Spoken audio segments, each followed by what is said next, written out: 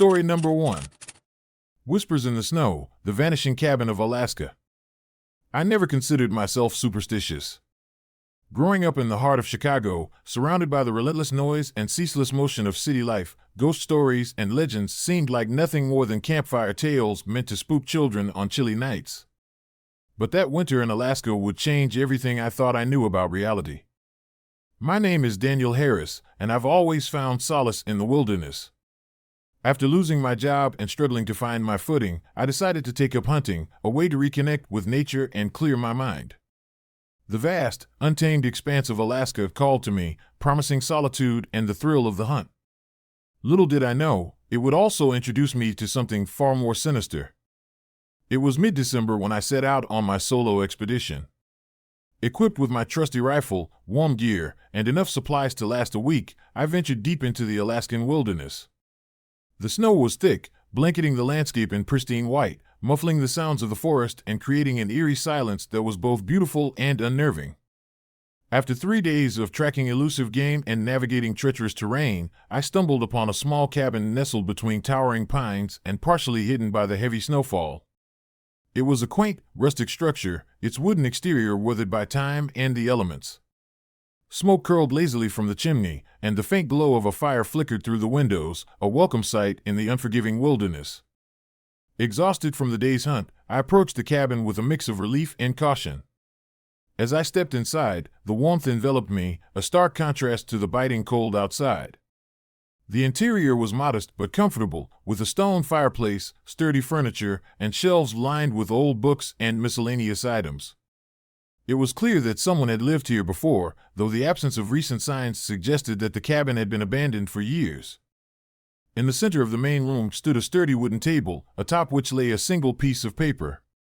Curiosity piqued, I reached out and picked it up, unfolding the handwritten note that read, "If you see this cabin, leave immediately." A chill ran down my spine. I glanced around, half expecting to see someone watching me, but the cabin remained silent and still. Dismissing it as a prank or a warning left by a fellow hunter, I decided to make myself comfortable for the night, intending to continue my journey in the morning. As darkness enveloped the cabin, the storm outside intensified. The wind howled through the trees, and snowflakes danced wildly against the windows. I settled into a chair by the fireplace, trying to shake off the unease that the note had instilled in me. But as midnight approached, the cabin seemed to grow colder, the shadows lengthening and the silence deepening. It was then that I heard it, a faint scraping sound coming from outside. My heart began to race as I strained my ears, trying to pinpoint the source. The noise grew louder, rhythmic, like metal dragging across the wooden floorboards. I grabbed my flashlight and cautiously approached the door, peering through the peephole. Nothing. Just the swirling snow and the oppressive darkness of the forest beyond. Relieved, I turned to go back inside, but a heavy thud echoed through the cabin, followed by the sound of heavy breathing. Panic surged through me as I realized that whatever was outside was trying to get in. I hurriedly grabbed my rifle and approached the door, my mind racing with fear and adrenaline. Taking a deep breath, I opened it, only to be met with a wall of snow and ice. The door swung shut violently behind me, the impact shaking the cabin to its core. I stumbled back, my heart pounding in my chest. Determined to understand what was happening, I decided to investigate the cabin's basement, the source of the initial scraping sounds. Descending the creaky wooden stairs, I felt the temperature drop sharply, the air thick with the scent of damp earth and something more acrid. The basement was dimly lit, cluttered with old furniture and boxes, but it was empty, except for an old rocking chair in the corner, moving gently as if someone had just left it. A sense of dread settled over me as I approached the chair. Suddenly, the room was plunged into darkness as the cabin shook violently, the walls groaning under an unseen force. I felt an invisible hand gripping my shoulder, pulling me towards the chair. Terror clawed at my mind as I struggled to break free, but the force was relentless, dragging me closer to the lifeless wood. In a desperate bid for escape, I managed to wrench myself free, stumbling back up the stairs as the cabin continued to convulse. Bursting into the main room, I found the windows shattered, snow streaming in and covering the furniture in a thick layer of white. The air was filled with the sound of frantic scratching and heavy breathing, as if dozens of unseen creatures were trying to invade the cabin. I knew I had to leave immediately. Grabbing my rifle and packing my essentials, I made a break for the door, only to find it jammed shut. The cabin seemed to come alive, the walls pulsating with an ominous energy that made it impossible to escape. I pounded on the door, shouting for help, but my cries were swallowed by the storm's fury. In a final, desperate attempt, I smashed a window and crawled out into the blinding snow, the cold biting into my skin as I stumbled through the forest. The storm raged on, each step forward feeling like a battle against the very elements. Behind me, the cabin seemed to loom, its presence a dark shadow in the endless white landscape. Hours passed as I navigated the treacherous terrain, the footprints leading back to the cabin disappearing into the night. Exhausted and on the brink of collapse, I finally reached a clearing where the storm began to abate. The first light of dawn broke through the clouds, revealing the path back to civilization. When I arrived at the nearest town, I was greeted by concerned faces and frantic questions. I recounted my harrowing experience, describing the cabin, the bloodied door, and the inexplicable forces that had sought to trap me. The authorities listened with skepticism, but the desperation in my voice and the fear in my eyes left them uneasy. The search party was dispatched to locate the cabin, but when they arrived, there was no sign of the structure.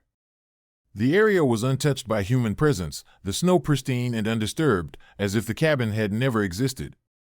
The only evidence of our encounter was a set of large, bloodied footprints leading deep into the forest, fading into the snow without a trace. I left Alaska soon after, the memory of that night etched into my mind like a permanent scar. The cabin's disappearance remained a mystery, a haunting reminder that some places hold secrets too dark to uncover and some forces too powerful to comprehend. Years have passed, but the experience continues to haunt me. I often find myself staring into the snowy landscapes of Alaska, the memory of the bloodied footprints and the vanishing cabin a constant shadow in my thoughts. The name Abigail still echoes in my mind, a name I discovered years later through old newspaper clippings about the cabin's previous owner, a woman who had mysteriously disappeared during a brutal snowstorm decades ago. The cabin in the Alaskan wilderness remains a ghostly legend, a cautionary tale whispered among hunters and adventurers alike. Some say it's a portal to another realm, others believe it's the domain of vengeful spirits seeking to trap unsuspecting souls. Whatever the truth may be, one thing is certain, the cabin that once stood in the heart of the snow is gone, leaving behind only the chilling memory of those who dared to uncover its dark secrets. If you ever find yourself venturing into the remote wilderness of Alaska, heed my warning, respect the silence, listen to the whispers carried by the wind, and remember that in the heart of the frozen landscape lies a darkness that watches and waits, ready to claim those who dare to disturb its eternal vigil. For in the stillness of the snow-covered woods, the echoes of lost souls linger, and some doors, once opened, can never be closed again. Story number 2. Whispers in the Snow, the Haunted Cabin of Vermont. I never believed in ghosts or the supernatural. Growing up in bustling Boston, surrounded by the relentless pace of city life, tales of haunted cabins and restless spirits seemed like nothing more than campfire stories meant to spook children on chilly nights. But that winter in Vermont would change everything I thought I knew about reality. My friends and I had planned this trip for months. As avid skiers, we sought the untouched slopes of Vermont's remote mountains, far from the crowded resorts and bustling towns. To save money, we rented an old cabin nestled deep within the forest, its rustic charm promising a perfect retreat. The cabin, with its wooden exterior and stone fireplace, looked like something out of a postcard, perfectly isolated, yet inviting. The drive up the winding mountain roads was exhilarating, the snow-covered landscape a serene contrast to the urban chaos we were used to. By late afternoon, we arrived at the cabin, the sun casting a golden hue over the pristine white snow. We unloaded our gear, laughter echoing through the crisp air as we settled into our temporary home. That first night was peaceful. We gathered around the fireplace, sharing stories and sipping hot cocoa, the warmth of the flames a comforting embrace against the biting cold outside. The silence of the forest was profound, broken only by the occasional howl of a distant wolf or the soft rustle of pine needles in the wind. As midnight approached, a heavy snowfall began, blanketing the landscape in a thick layer of white. The wind picked up, howling through the trees and causing the cabin to groan under the pressure. It was then that we heard it, a faint, rhythmic knocking at the front door.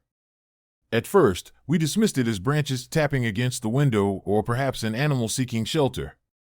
Probably just the wind, Mike, our skeptic, said with a shrug, trying to brush off the unease that had settled over us. But the knocking persisted, growing louder and more insistent with each passing minute. Jenna, our planner, suggested, maybe someone's lost. We should check it out. Reluctantly, I grabbed my flashlight and approached the door, the others trailing behind me. As I opened it, the howling wind blew fiercely into the cabin, but there was no one there, only the swirling snow and the vast, empty forest beyond.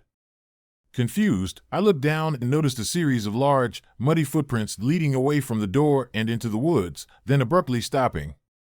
"Guys, there's nothing here," I called out, stepping back inside. But the unease lingered, an invisible presence that made the hair on the back of my neck stand on end. We tried to return to our beds, but sleep eluded us. Around 2 a.m., the knocking resumed, louder and more aggressive, followed by faint, eerie laughter that seemed to echo from the very walls of the cabin. I sat up, heart pounding, and saw Jenna sitting on the edge of her bed, her eyes wide with fear. "I saw something," she whispered, pointing towards the window. "A shadow moving out there." I glanced out the window, but the storm had obscured any clear view. "Probably just trees swaying," I tried to reassure her, though doubt gnawed at me. The rest of the night passed in restless fear, each of us huddled in our beds, listening to the relentless knocking and the haunting laughter that seemed to seep into our very souls. The next morning, the storm had subsided, leaving the world outside serene and untouched. We awoke to the first light of dawn, the cabin bathed in a soft, golden glow. Determined to put the previous night behind us, we began our day of skiing, the fresh powder glistening under the winter sun. But as midday approached, an unsettling feeling settled over us. Each morning since our arrival, we had noticed strange footprints on the frozen lake surrounding the cabin. They were larger than any humans and seemed to appear overnight, leading directly to the cabin's front door before disappearing without a trace. One afternoon, as we prepared to head out for another day on the slopes, Karen, my girlfriend, pointed out the footprints. "Look at these," she said, her voice tinged with worry. "They keep showing up every morning." Mike scoffed, "Probably just some wildlife. Maybe a bear." But Lisa, ever the photographer, snapped a picture, her expression serious. "These aren't animal tracks. Look at the size and the shape." The unease that had been building returned tenfold. That evening, as we sat around the fireplace once more, the atmosphere grew tense. The room felt colder, the shadows deeper, and the flickering flames seemed to cast more sinister shapes on the walls. Around midnight, the knocking returned, louder and more frantic than ever. This time, it was accompanied by the sound of scraping, something dragging across the wooden floorboards. Panic set in as we realized that whatever, or whoever, was outside was trying to get in, and it wasn't content with just knocking. Ryan, our most level-headed friend, suggested, "We need to stay together and not let fear control us. Let's see if we can find a way to secure the cabin better." But before we could act, the front door was ripped open from the inside, the storm's remnants swirling violently around the entrance. A towering figure stood in the doorway, a man dressed in a tattered black coat, his eyes burning with an unnatural light. His presence was overwhelming, filling the cabin with an oppressive energy that made it hard to breathe. "Don't let the door stay open," the figure intoned, his voice a chilling echo that resonated through the room. Terrified, we backed away, trying to comprehend the apparition before us. The man began to move towards us, his movements slow and deliberate. Shadows seemed to cling to him, swirling around his form like dark mist. "Who are you?" I demanded, my voice shaking with fear. The figure paused, his gaze piercing through us. "You shouldn't have come here," he whispered, a sorrowful undertone to his menacing presence. Before we could respond, a deafening roar filled the cabin as the shadows around him surged forward, engulfing us in darkness. I felt a cold hand grip my shoulder, pulling me into the abyss as screams echoed in my ears. When I awoke, the cabin was silent. The front door was shut tight, and the footprints had vanished. I staggered to my feet, heart racing, and found my friends huddled in a corner, their faces pale and eyes wide with terror. No one had been injured, but the experience had left us shaken to our core. The following morning, we decided to leave the cabin, unable to shake the feeling that we were being watched. As we packed our belongings, we noticed something horrifying. The once pristine cabin now bore fresh, bloodied handprints on every window, far higher than any of us could reach. The sight sent a chill down my spine, the memory of the night before flooding back with terrifying clarity. We drove away from the cabin as fast as we could, the footprints etched into our minds and the image of the man in black haunting our every thought. By the time we reached the main road, the snow had ceased, and the cabin was nowhere to be found, as if it had never existed. In its place was an empty expanse of forest, the land undisturbed by our presence. When we returned to town, the locals were tight-lipped, offering no explanations or reassurances. The sheriff's office conducted a thorough search of the area, but found no trace of the cabin or any signs of the supernatural events we had described. It was as if our experience had been erased from existence, leaving us with nothing but the haunting memories of that winter night. Weeks turned into months, but the scars of that trip remained. Ethan, our youngest, was plagued by nightmares, reliving the figure's hollow gaze and the oppressive darkness of the cabin. Karen and I struggled with insomnia, our minds unable to escape the lingering fear and sorrow that had taken root in our hearts. Years later, I still find myself staring into the winter landscape, the memory of those bloodied handprints and the man in black a constant reminder of the thin veil between our world and the supernatural. The cabin in Vermont remains a ghostly legend, a place where fear and sorrow intertwine, waiting to claim those who dare to uncover its dark secrets. If you ever find yourself venturing into the remote wilderness of Vermont during a harsh winter, heed my warning, respect the silence, listen to the whispers carried by the wind, and remember that some places hold darkness too deep to uncover. For in the heart of the snow-covered forest lies a sorrowful spirit, forever bound to the cabin that should never be disturbed, watching and waiting for the next unwary soul to cross its haunted threshold. Story number 3. Bloodstained Cabin in Montana. I never considered myself superstitious. Growing up in Denver, surrounded by the bustling city life and the majestic Rockies, I always believed that fear was something you cultivated, not something that found you.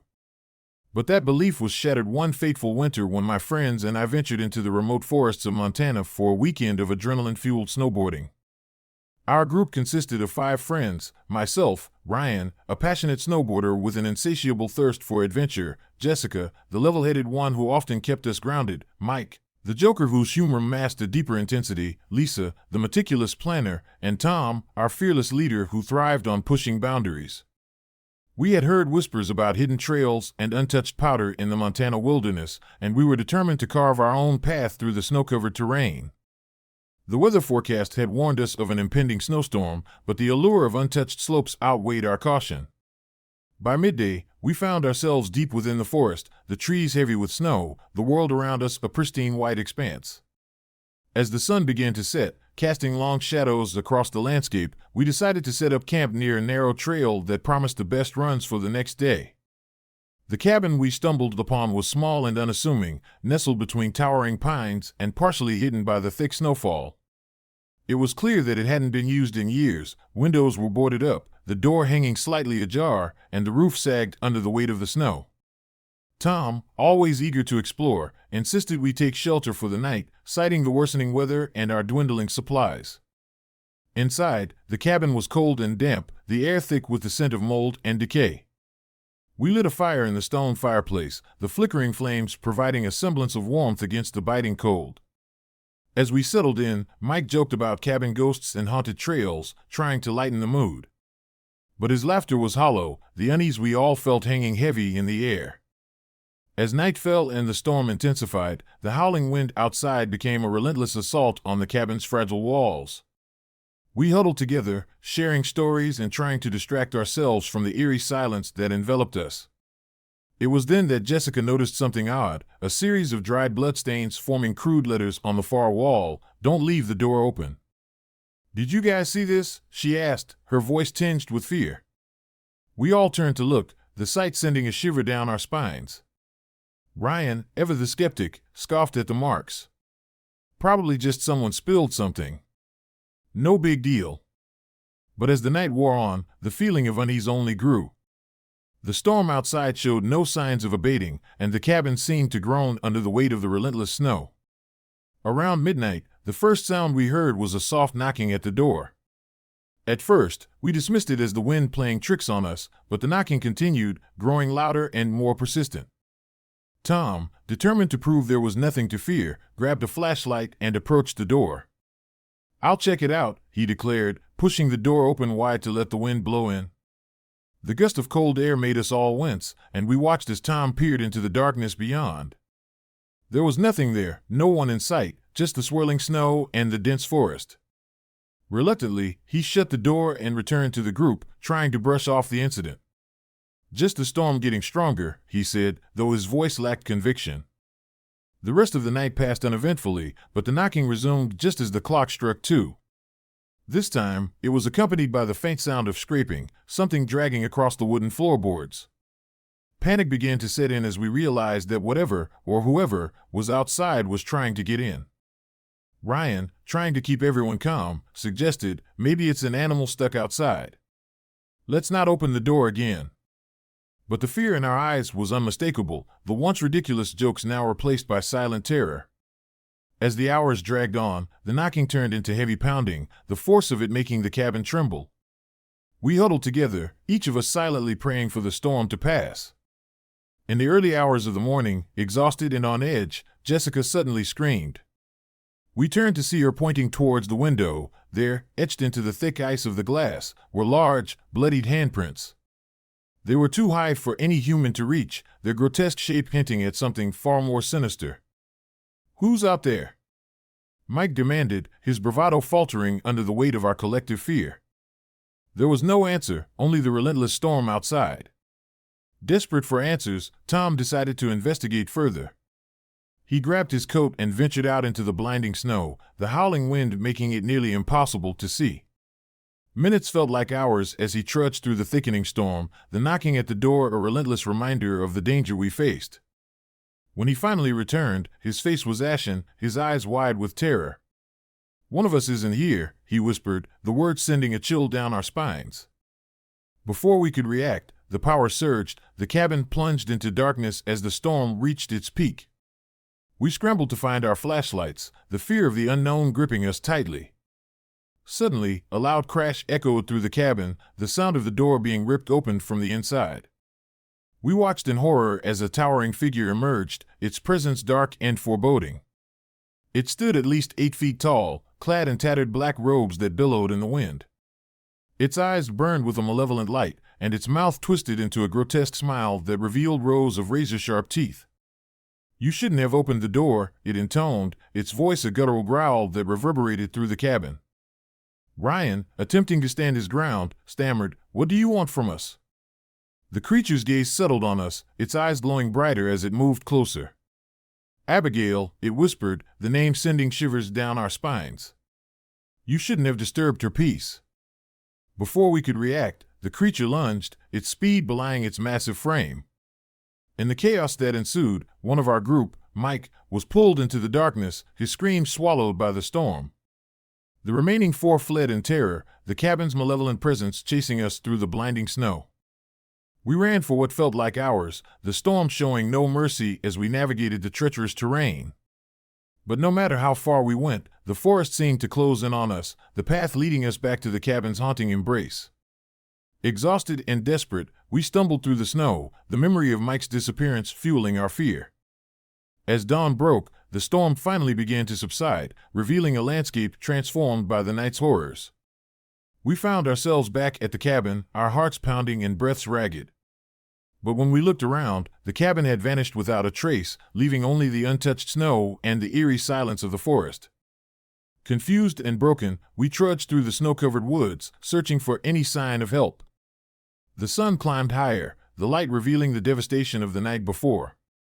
The footprints we had seen the night of our arrival were gone, replaced by fresh, bloody tracks leading deep into the forest, tracks that disappeared without a trace. By midday, we were found by a search party, exhausted and traumatized by the night's events. The cabin was nowhere to be seen, the land around us untouched by human presence. We were taken to the nearest town, our minds reeling from the inexplicable horror we had endured. In the weeks that followed, the authorities conducted a thorough investigation, but there was no evidence of the cabin or the creature that had haunted us. Mike was never found, his disappearance remaining a chilling mystery that left our group shattered and broken. The name Abigail haunted us, a constant reminder of the thin veil between reality and the supernatural. We never spoke of the cabin again, each of us grappling with the lingering fear and the loss of our friend. The memory of those bloodied handprints and the malevolent eyes staring through the ice stayed with us, a silent terror that would never fully fade. Years later, I still find myself staring into the vast, snowy expanses of Montana, the memory of that night vivid and unrelenting. The forests hold their secrets close, their darkness alive with the echoes of lost souls and the whispers of the unknown. Sometimes, when the wind howls just right, I swear I can hear the faint sound of knocking, a reminder that some places are better left untouched and some curses never truly lift. If you ever find yourself venturing into the remote wilderness of Montana, heed this warning, respect the silence, listen to the whispers carried by the wind, and remember that in the heart of the mountains lies a darkness that watches and waits, ready to claim those who dare to disturb its eternal vigil. And above all, never open the door on a stormy night, for you might find that some curses are too powerful to escape, and some names are better left forgotten. Story number 4. Whispers in the Snow, the Haunted Cabin of the Smoky Mountains. I never intended for our family vacation to turn into a nightmare. Growing up in Nashville, Tennessee, I had always dreamed of escaping the city's hustle and reconnecting with nature. When we decided to spend a week in the Smoky Mountains, renting an old cabin nestled deep within the woods seemed like the perfect getaway for my wife, Karen, our 10-year-old son, Ethan, and me. The cabin was a relic from a bygone era, its wooden exterior weathered by time and the elements. Surrounded by towering pines and blanketed in a thick layer of snow, it exuded a rustic charm that immediately put us at ease. The front porch creaked under our footsteps as we unloaded our gear, the cold air nipping at our faces. That first evening, as darkness settled over the mountains, we gathered around the stone fireplace. Karen prepared hot cocoa while Ethan and I shared stories, the flickering flames casting long shadows on the walls. The peacefulness of the night was interrupted only by the soft whisper of the wind and the occasional crackle from the fire. But as midnight approached, an unsettling stillness enveloped the cabin. The wind died down, and an eerie silence pressed in on us from all sides. It was then that we heard it, the faint sound of footsteps on the roof. At first, we dismissed it as the house settling or the snow shifting under its weight. However, the sound persisted, growing slightly louder and more deliberate with each passing minute. Ethan, nestled comfortably in his bed, suddenly sat up, his eyes wide with fear. "Dad, I saw someone," he whispered, his voice trembling. A woman in white was standing right next to my bed. My heart raced as I exchanged a concerned glance with Karen. "Are you sure, buddy?" I asked gently. Ethan nodded, pulling the covers up to his chin. She was smiling, but her eyes were empty. Determined to put our son's fears to rest, I grabbed a flashlight and followed him to his room. The beam of light pierced the darkness as I approached the bed, but there was no one there, only the soft rise and fall of Ethan's chest. Karen joined us, her presence a comforting anchor in the tense moment. "We'll keep an eye out," she assured us, though her own unease was evident. We returned to the living area, trying to shake off the chilling encounter. The rest of the night passed uneventfully, but the memory of Ethan's sighting lingered in the back of my mind. By morning, the snow had ceased, leaving the cabin pristine and untouched. As we enjoyed a hearty breakfast, I glanced out the window, noticing something that sent a shiver down my spine. Dirty, smeared handprints adorned the glass of Ethan's bedroom window, each mark impossibly higher than any of us. My mind raced, struggling to reconcile the inexplicable sight with the previous night's events. "Karen, look," I called out, pointing to the window. She approached, her brow furrowed with concern. "That's strange. None of us are that tall." Ethan stared at his window, his eyes reflecting a mixture of fear and curiosity. "Maybe someone was trying to get in," he suggested timidly. I decided it was time to investigate further. Armed with a flashlight and a sense of determination, I ascended the narrow staircase to Ethan's room. The door creaked open, revealing the faint morning light filtering through the curtains. I examined the handprints closely, large, smeared, and unnaturally high on the window pane. As I stood there, a sudden gust of wind blew open the window, sending a flurry of snowflakes into the room. My heart pounded as I turned to shut it, only to find the glass perfectly intact, with no sign of forced entry. Just as I was about to dismiss it as a strange occurrence, I caught a glimpse of movement out of the corner of my eye. A shadowy figure lingered momentarily in the reflection of the window before disappearing into the surrounding woods. My blood ran cold as I realized we were not alone. That evening, as the sun dipped below the horizon, the temperature plummeted, and the snow began to fall again, thick and relentless. We huddled around the fireplace, trying to find comfort in the warmth it provided. But the cabin felt different now, charged with an invisible tension that made the hairs on the back of my neck stand on end. Around midnight, the silence was broken by a loud, rhythmic knocking at the front door. My heart skipped a beat as I exchanged a worried glance with Karen. "Stay here," I instructed, trying to keep my voice steady, and approached the door cautiously. I opened it to find nothing but the swirling snow and the endless expanse of the forest beyond. Disappointed yet unsettled, I closed the door, but the knocking continued, growing louder and more desperate. Reluctantly, I decided to investigate once more, this time armed with determination to uncover the truth.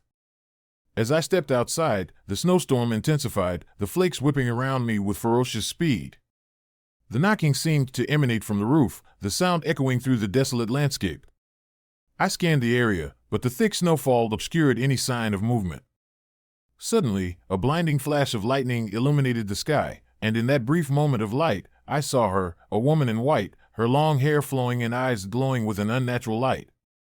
She stood at the edge of the clearing, staring directly at me with an intensity that made my skin crawl. "Who are you?" I called out, my voice cracking with fear. She remained silent, her gaze unwavering as she slowly began to walk towards the cabin. I turned back to the door, but before I could react, the storm seemed to close in around us, the snow piling up at an alarming rate. I raced back inside, slamming the door shut and locking it tightly. Karen rushed to my side, her face pale with fear. "What is it?" she asked, her voice barely above a whisper. "I saw her," I replied, my voice trembling. "A woman in white. She was looking right at me." We sat in stunned silence, the weight of the situation settling over us like a suffocating blanket. The room felt colder, the air thick with an unseen presence that made it difficult to breathe. The next morning, the storm had passed, leaving the cabin eerily quiet. We decided to leave immediately, our initial excitement replaced by a deep sense of dread. As we packed our belongings, I couldn't shake the feeling that we were being watched, the memory of those glowing eyes haunting my every thought. Driving away from the cabin, the road seemed to stretch endlessly before us, the snow-covered landscape blending into the horizon. But no matter how fast we drove, the feeling of being followed persisted, a shadow lurking just beyond the edge of our vision.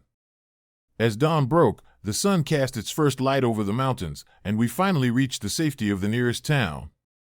Exhausted and traumatized, we sought help, recounting our terrifying experience to the local authorities. They listened with a mixture of concern and skepticism, unable to provide any rational explanation for the strange events we had endured. Days turned into weeks, and life slowly returned to normal, but the scars of that night remained etched in our minds. Ethan was plagued by nightmares, reliving the image of the woman in white and the relentless knocking at the door. Karen and I struggled to move on, the memory of the haunted cabin a constant reminder of the thin line between reality and the supernatural. Months later, we received a call from the cabin's owner, a reclusive man named George, who had heard about our ordeal. He revealed that Henry Blackwood, the original owner, had vanished during a severe snowstorm many years ago, leaving the cabin abandoned. According to George, there had been no further reports of paranormal activity until our visit, suggesting that whatever spirit haunted the place had chosen us for reasons unknown. Determined to find closure, I decided to return to the cabin alone, armed with nothing but my flashlight and a resolve to uncover the truth. The drive was long and arduous, the roads treacherous with fresh snowfall. As I approached Blackthorn Cabin once more, a sense of foreboding settled over me, but I pressed on, needing answers. Entering the cabin, I was immediately struck by the oppressive atmosphere that had seemed to envelope us during our stay. The interior was as we had left it, but now it felt darker, the shadows deeper and more menacing. I made my way upstairs to Ethan's room, the memories of that night flooding back with each step. As I stood by the window, I noticed something that made my blood run cold, new handprints, even larger and more smeared than before, now adorned the glass. The realization hit me hard. The presence that haunted us was far more powerful and malevolent than I had ever imagined. Suddenly, the temperature plummeted, and the room was plunged into darkness as the door slammed shut behind me. Panic surged through me as I fumbled for my flashlight, the beam cutting through the darkness to reveal the ghostly figure of the woman in white standing at the foot of the bed, her eyes burning with an unholy light. "Leave now," she whispered, her voice a chilling blend of sorrow and rage. "You don't belong here." I backed away, but the door remained firmly shut, the window now locked from the outside with invisible force. The woman's presence was suffocating, her sorrowful gaze piercing my very soul. Desperate, I reached out to touch her, hoping to understand her pain, but my hand passed through her as if she were made of mist. The whispers began, soft at first, then growing louder and more frantic, filling the room with an unbearable cacophony. "Stay, stay," they echoed, blending with her final, anguished plea. "Abigail." In that moment, I realized the truth. Abigail was not just a restless spirit, but a tortured soul bound to the cabin, her presence tied to the tragic fate of Henry Blackwood. The cabin was her prison, and she sought to drag others into her eternal torment. Summoning every ounce of courage, I forced myself to leave the room, the door finally giving way to my desperate push. I raced downstairs, grabbing my belongings and fleeing the cabin, the haunting presence of Abigail chasing me through the snow-covered woods. I didn't stop until I reached the safety of the town, breathless and shaken by the ordeal. The memory of Abigail's sorrowful eyes and the relentless knocking at the door haunted me, a constant reminder of the darkness that lurked in the heart of the Smoky Mountains. Karen and Ethan remained silent, their own fears and trauma reflecting my own. We never spoke of the cabin again, but the scars of that night remained, etched into our souls. The haunted cabin became a distant memory, but the whispers of Abigail continued to echo in my mind, a chilling reminder that some places hold secrets too dark to uncover. Years later, I still find myself staring into the snowy landscape, the memory of that winter night vivid and haunting. The cabin stands as a testament to the thin veil between the living and the dead, a place where sorrow and rage intertwine, ready to claim those who dare to disturb its eternal vigil. If you ever find yourself wandering the remote trails of the Smoky Mountains, heed my warning, respect the silence, listen to the whispers in the wind, and remember that in the heart of darkness, there are spirits that watch and wait, forever bound to the places they once called home.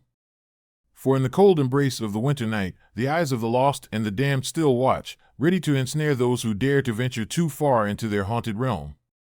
Story number 5. Eyes in the Frozen Lake. I never believed in the supernatural. Growing up in the bustling heart of Chicago, surrounded by the constant hum of city life, ghost stories and legends seemed like nothing more than campfire tales meant to spook children on Halloween.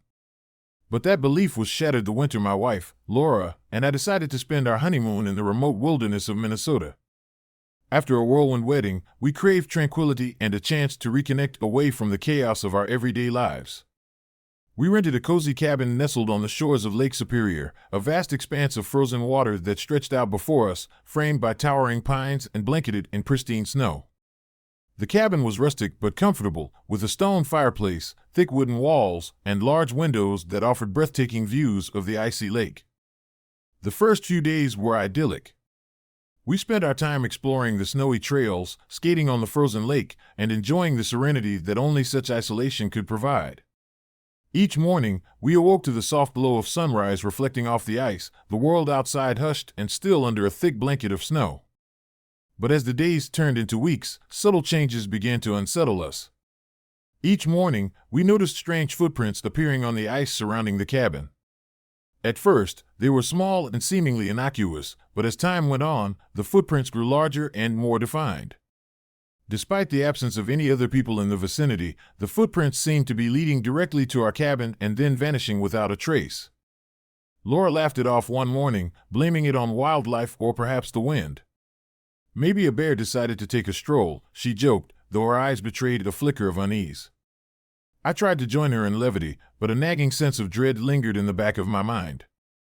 One particularly cold night, as a fierce snowstorm raged outside, Laura and I settled into bed, the warmth of the fireplace a comforting contrast to the biting cold beyond our windows. Around midnight, a faint knocking sound echoed through the cabin, soft yet persistent.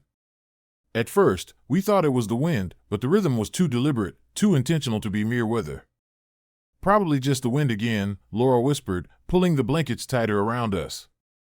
But the knocking continued, growing slightly louder and more insistent. I sat up, heart pounding, and peered out the window into the darkness.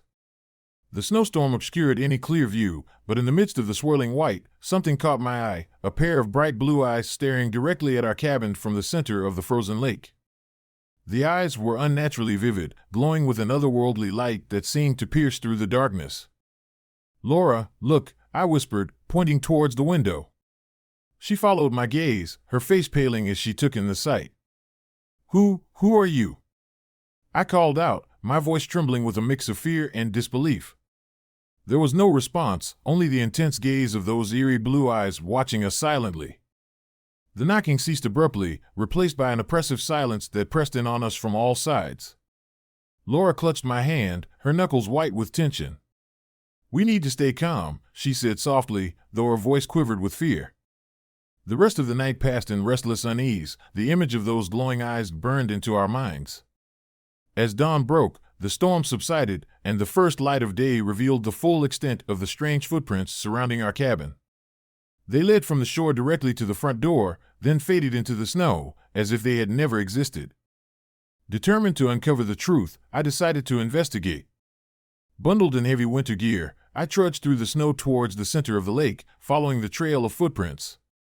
The ice beneath my boots cracked ominously with each step, the eerie quiet of the morning amplifying my every move.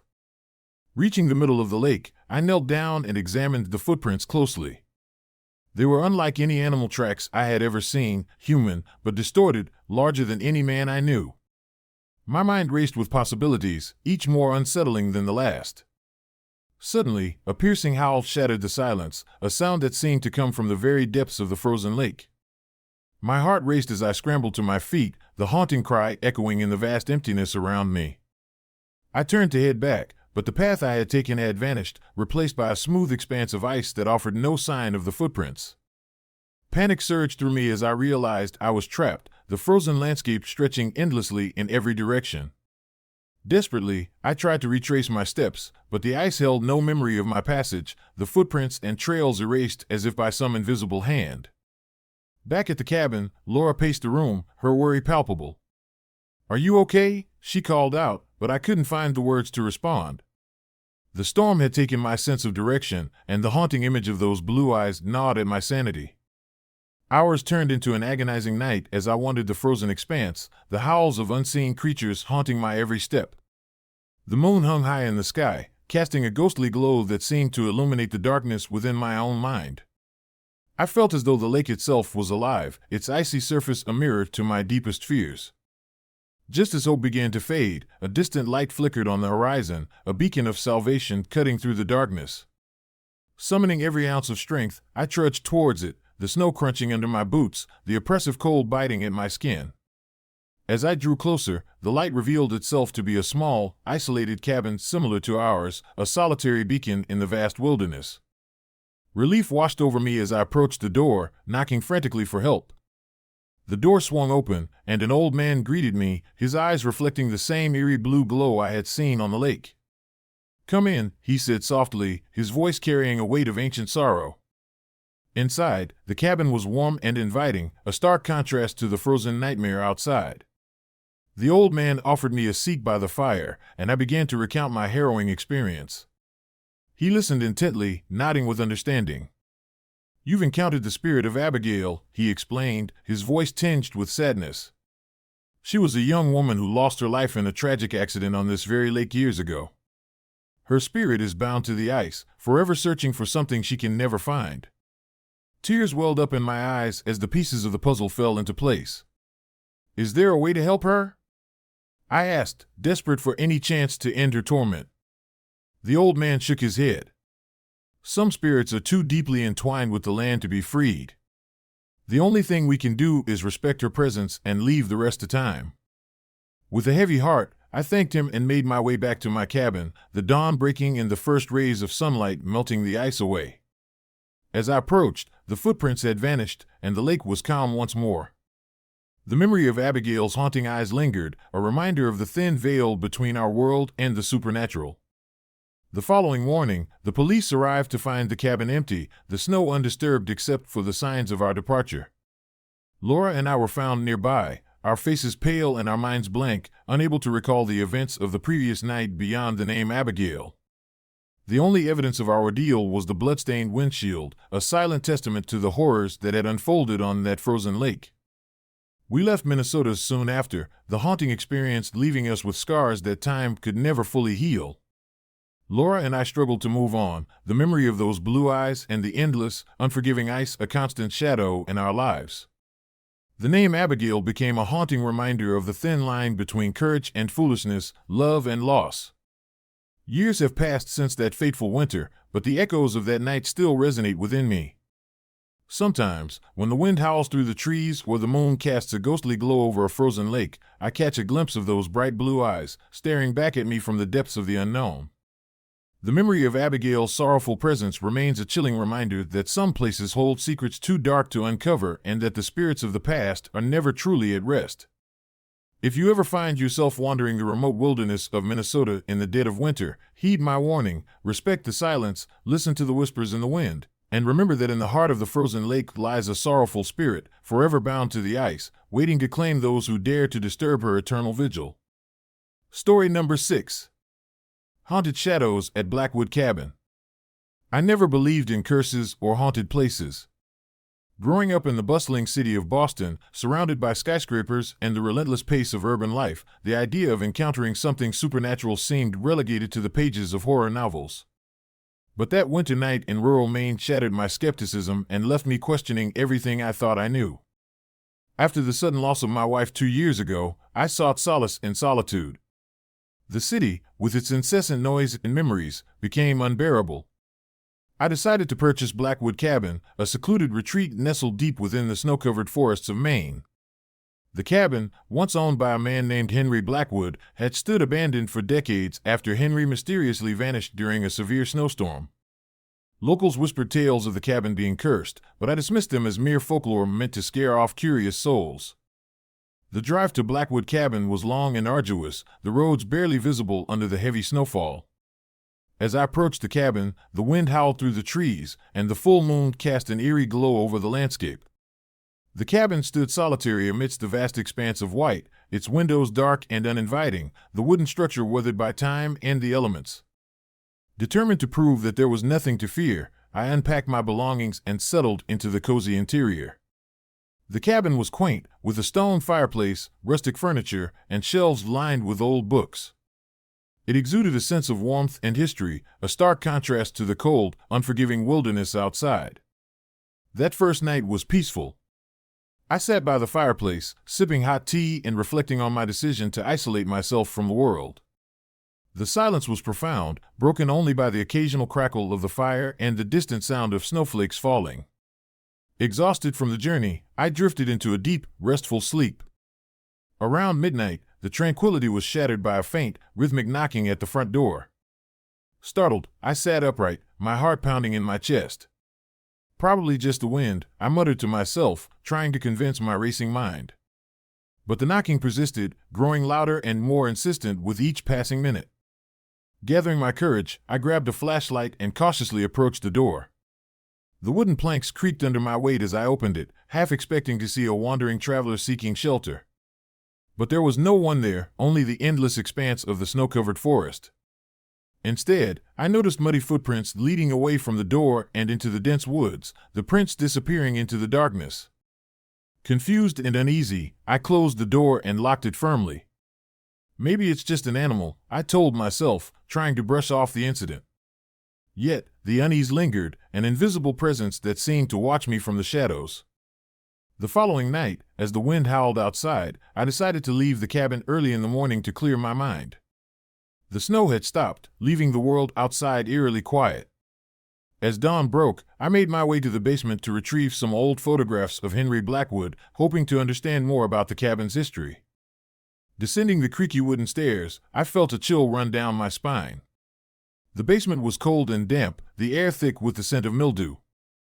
My flashlight beam swept across the room, landing on an old rocking chair that stood motionless in the corner. As I approached it, the temperature seemed to drop further, my breath visible in the frigid air. Suddenly, the rocking chair began to move on its own, swaying back and forth with a haunting rhythm. My heart raced as I took a step back, fear gripping me tightly. "What the hell?" I whispered, watching in horror as the chair continued its eerie motion without any visible force. Determined to uncover the truth, I reached out to touch the chair, but as my fingers grazed the wood, a surge of icy energy shot through me. Instinctively, I pulled back, stumbling over a pile of old newspapers scattered across the floor.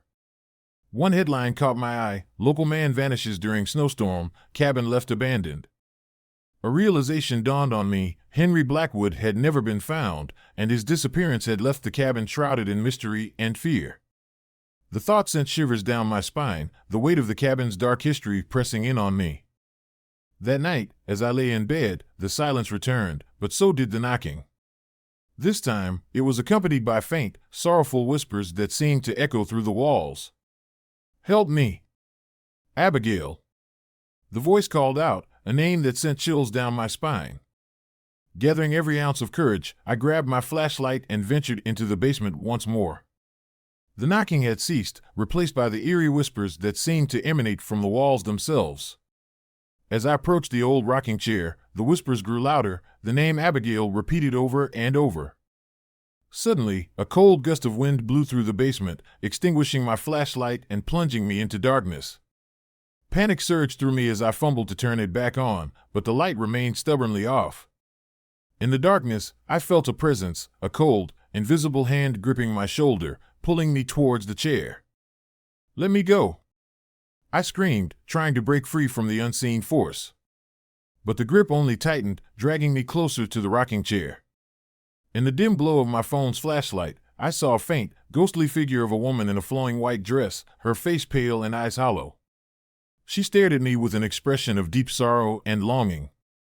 "Abigail," she whispered, her voice like the rustling of dead leaves. "You can't leave me." Terror overcame reason as I struggled against the invisible force, the whispers turning into mournful cries that echoed through the basement. Desperate, I summoned my strength and pushed against the force, breaking free from the chair's grip. The ghostly figure faded into the darkness, leaving me alone in the oppressive silence. Shaken, I retreated to my bedroom, the memory of Abigail's sorrowful gaze etched into my mind. The cabin felt different now, the air thick with unresolved grief and haunting memories. Sleep eluded me as I lay awake, the whispers of Abigail echoing in my ears, a constant reminder of the unresolved tragedy that bound her spirit to this forsaken place. The next morning, the cabin seemed more inviting, the sun shining brightly through the windows and casting warm rays across the room.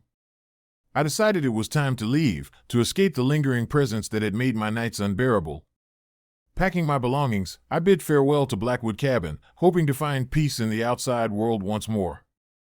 As I drove away, the snow began to fall once again, the familiar landscape of rural Maine giving way to the endless expanse of white. But as the miles passed, I couldn't shake the feeling that something was following me. Every time I glanced in the rearview mirror, I caught a glimpse of a pale figure standing on the porch, watching me with hollow eyes and a sorrowful smile. Determined to leave the haunting memories behind, I sped up, the road stretching endlessly before me. But no matter how fast I drove, the figure remained, a constant presence in my mirror, her whispers of Abigail lingering in my mind. The following day, I returned to the cabin to confront my fears and uncover the truth about Abigail's tragic fate. But when I arrived, Blackwood Cabin was gone, vanished without a trace, as if it had never existed. The snow-covered land stood empty, the only sign of its existence a single muddy footprint leading into the forest, never to return. In the days that followed, I sought answers from the locals, but they were tight-lipped, unwilling to discuss the haunted cabin and the mysterious disappearance of Henry Blackwood. The name Abigail haunted me, a puzzle that refused to be solved, a reminder of the thin veil between the living and the dead. Years have passed since that winter night, but the memory of Abigail's sorrowful presence remains a constant shadow in my mind. I often find myself staring into the night sky, the echoes of her whispers carried by the wind, a haunting reminder of the darkness that lingers in the heart of Maine. If you ever find yourself seeking solitude in the remote corners of the world, heed my warning, respect the history and the stories that linger in the silence. For in the heart of abandoned places, the echoes of lost souls wait patiently, ready to claim those who dare to uncover their eternal secrets. Remember the name Abigail, and pray that you never encounter the sorrowful spirits that roam the shadows, forever bound to the places they once called home. Story number 7. The Knocking at Blackthorn Cabin. I never believed in ghosts or the supernatural. Growing up in the bustling heart of Chicago, surrounded by the relentless noise and ceaseless motion of city life, the idea of encountering something otherworldly seemed more fitting for a horror novel than my own life. But that winter, a trip to a remote cabin in the Colorado mountains would forever change my perspective. It was December when my friends and I decided to escape the city's chaos for a weekend retreat. Mike, Sarah, Jenna, and I had rented Blackthorn Cabin, a secluded wooden structure nestled deep within the Rockies. The cabin was a perfect hideaway, rustic, surrounded by towering pines, and miles away from the nearest town. We were eager to disconnect, enjoy each other's company, and embrace the tranquility of nature. The drive was long but scenic, the snow-covered landscape a stark contrast to the urban sprawl we were accustomed to.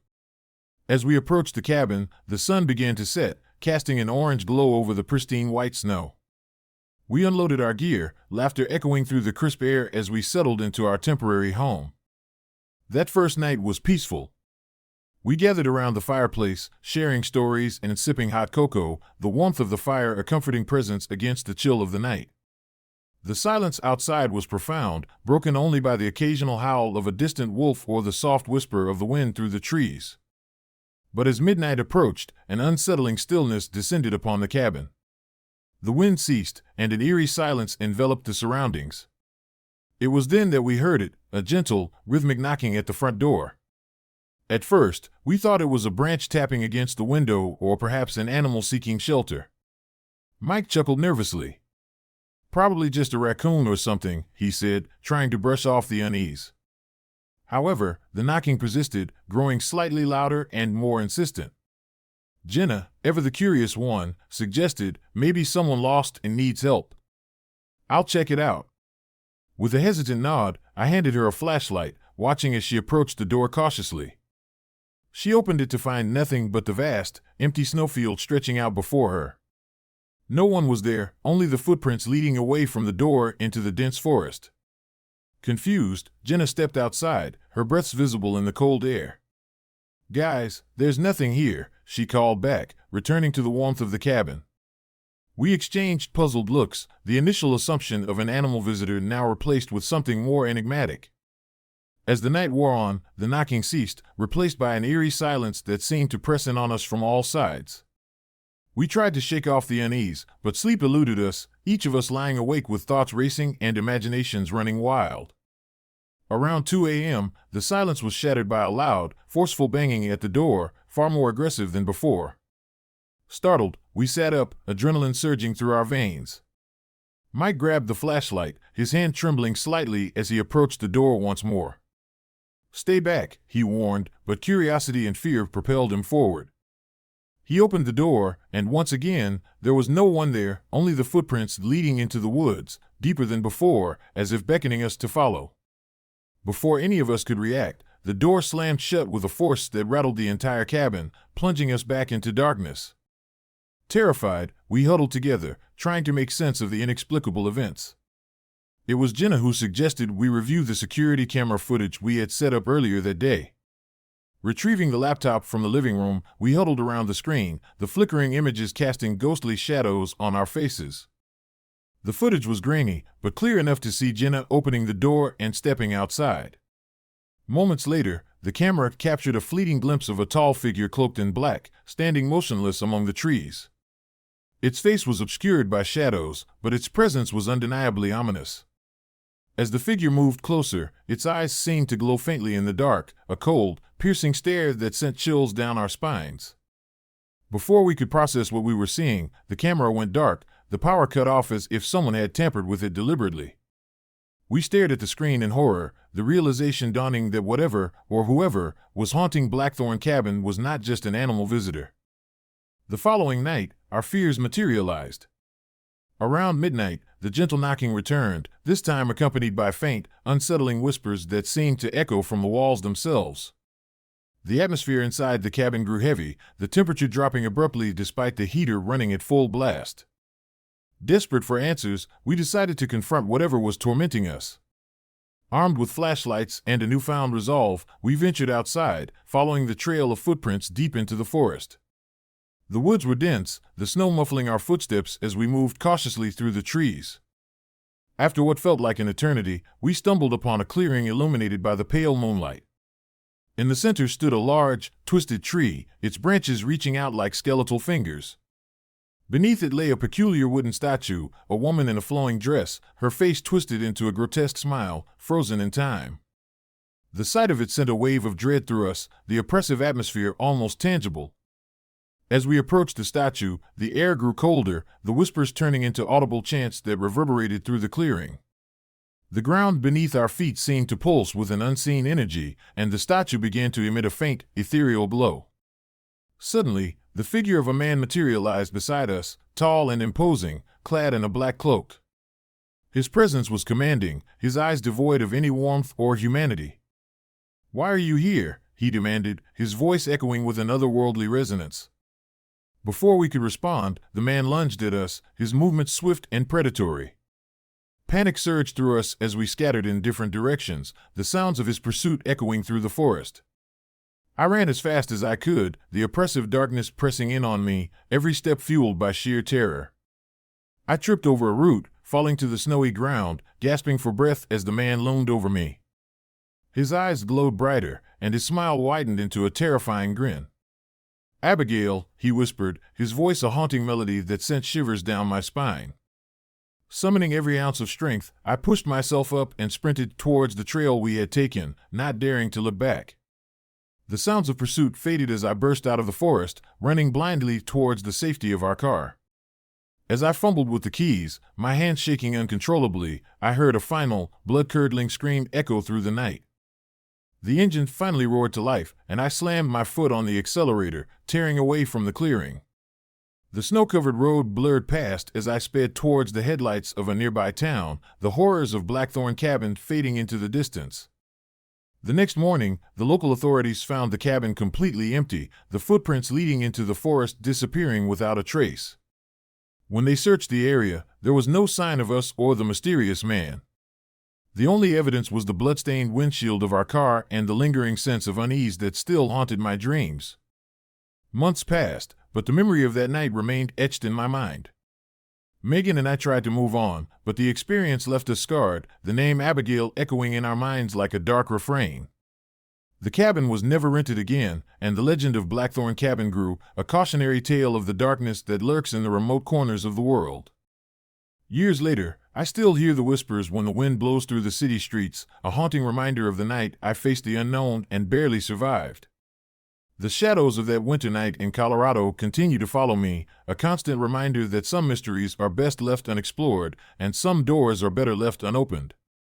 If you ever find yourself seeking solitude in the remote wilderness, heed my warning. Respect the silence, listen to the whispers, and remember that in the heart of darkness, there are forces that watch and wait, ready to claim those who dare to disturb their eternal vigil.